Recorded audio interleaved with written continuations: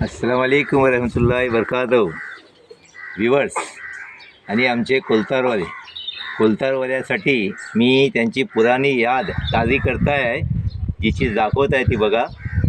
ही आमच्या जमातीची जागा आहे, कोलतार जमातीची.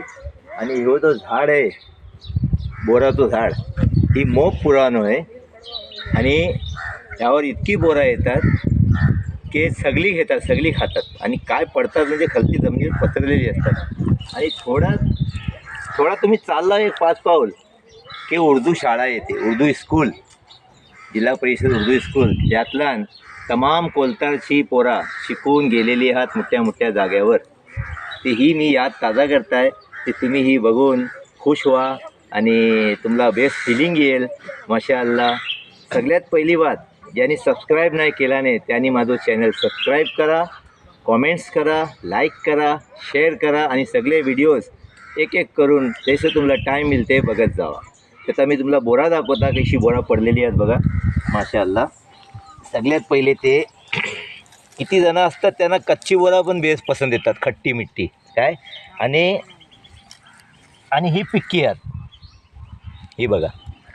तर ही बोरा म्हणजे किती पडलेली आहेत, मग तुम्ही काय कराल, किती जमवाल असे बघा. हे बघा माशाअल्लाह.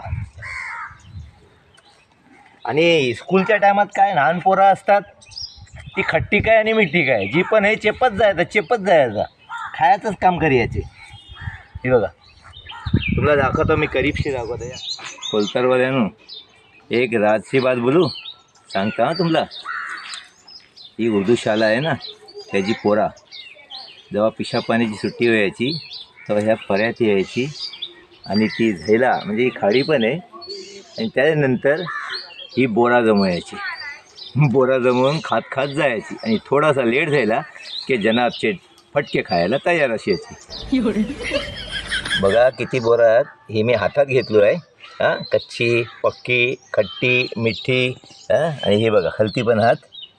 आणि इतकी बोरा आहात ना की तुम्ही जर ती 25-30 किलोची गोणी आला ना, ती पण बस नाही होणार, आवरी बोरा आहात. माशाअल्लाह.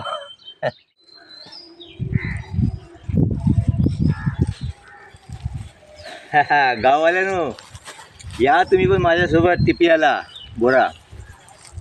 आणि आता काय तुम्ही लोक वैशीर द्यायला, मुठ्ठे द्यायला, ते काय बचपना इसरयाचा. हां, आत्ता पण आपण बचपनातच राहायचं आणि ही मजा घ्यायची, हे लम्हे सोडायचे नाही. तुम्ही पण या माझ्यासोबत टिपियाला. बघा ही माशाअल्लाह, बघा मी आवरी टिपलो. हां माशाअल्लाह. आता घरात जाऊन ना मीठ बीठ लावून मस्त खाऊ आम्ही. बचपना आपला याद करू.